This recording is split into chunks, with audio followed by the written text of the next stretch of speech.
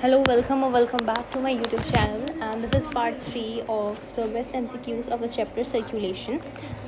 अच्छा, हमारे पास first MCQs है कि if fatty materials deposited inside the artery then the condition is क्या. अगर कोई आर्टरी है, समझो ये आर्टरी है, ठीक है, समझो कॉर्नरी आर्टरी है या फिर अच्छा coronary artery supplies the blood to the heart plus, और जो हमारे पास कैरोटिड आर्क होती है, इसको बोलते हैं कैरोटिड आर्टरी भी होती है, वो हमारे ब्रेन को या हमारे हेड वाले रीजन को सप्लाई करती है ब्लड, ठीक है.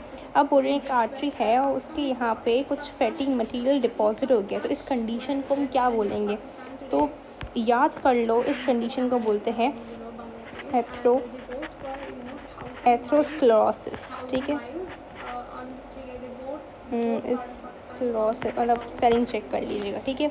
ये इसकी ये रहेगा. अब इसका यहाँ पे देख लो आप लोग कि this is a normal artery, ठीक है, this is a normal artery और blood is flowing in a proper way.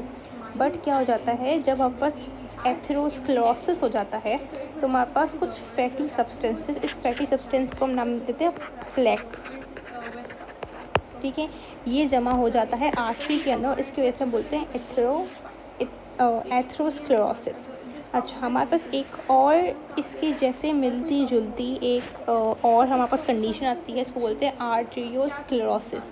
Now just to clear your confusion कि atherosclerosis and arteriosclerosis are not same, ठीक है, are not same. They both are different condition. Basically, this atherosclerosis is a type of arteriosclerosis. Arteriosclerosis हमारे पास क्या होता है, basically हमारे पास artery है, artery के इलास्टिक फाइबर्स अपनी इलास्टिसिटी लूज़ कर जाएं, इसको बोलते हैं आर्टेरियोस्क्लेरोसिस. अब जिन वजहों से वो अपनी इलास्टिसिटी लूज़ करते जाते हैं तो उसके हिसाब से वापस इसके अलग अलग किस्म के टाइप्स बनते रहते हैं. For more clarity there is a paragraph for you कि atherosclerosis happens when your arteries become narrow due to the buildup of plaque. It is caused by inflammation in the arteries, ठीक है. And atherosclerosis is a type of arteriosclerosis, a condition in which your arteries become stiff. Arteriosclerosis is caused by elastin fibers in your arteries losing elasticity. आपकी जो elastic fibres होते हैं वो अपनी elasticity loose कर जाते हैं, इसको बोलते हैं आर्टेरियोस्क्लेरोसिस. जबकि एथेरोस्क्लेरोसिस क्या है कि आपकी आर्टरी के अंदर फैटी सब्सटेंसेस जो हैं, फैटी मटेरियल्स होते हैं वो डिपॉजिट कर जाए, ठीक है. ये छोटा सा डिफरेंस था एथेरोस्क्लेरोसिस और आर्टेरियोस्क्लेरोसिस के दरमियान, and it was important, that's why I have discussed.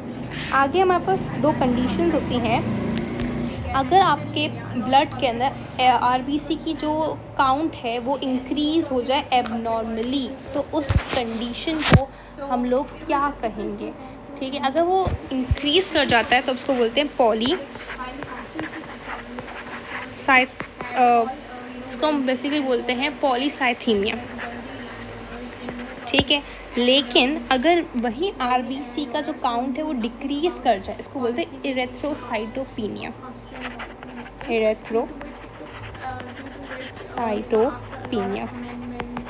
ठीक है. ये दो कुछ कंडीशंस थी दैट जो आपको आनी चाहिए. और एक और कंडीशन है, हाँ, एक और इम्पॉर्टेंट चीज़, आपकी जो लिम्फ है, लिम्फ के अंदर कितने परसेंटेज होता है फैट ग्लोब्यूल्स का. दिस इज़ ऑल्सो इम्पॉर्टेंट कि अराउंड 1% आपका फैट ग्लोब्यूल्स होते हैं आपके लिम्फ के अंदर. एक और चीज़, आपका जो लिम्फ है वो सबसे ज़्यादा ऐसा कौन सा फ्लूइड है जिससे मैच करता है, या इसको बोल सकते हैं कि उसके जैसा है, तो that would be your interstitial fluid, ठीक है. ये भी MCQs आया हुआ है एक बार. So I hope everything is clear to you. If still you have any kind of queries, you could comment down in the comment section and I would love to answer you guys.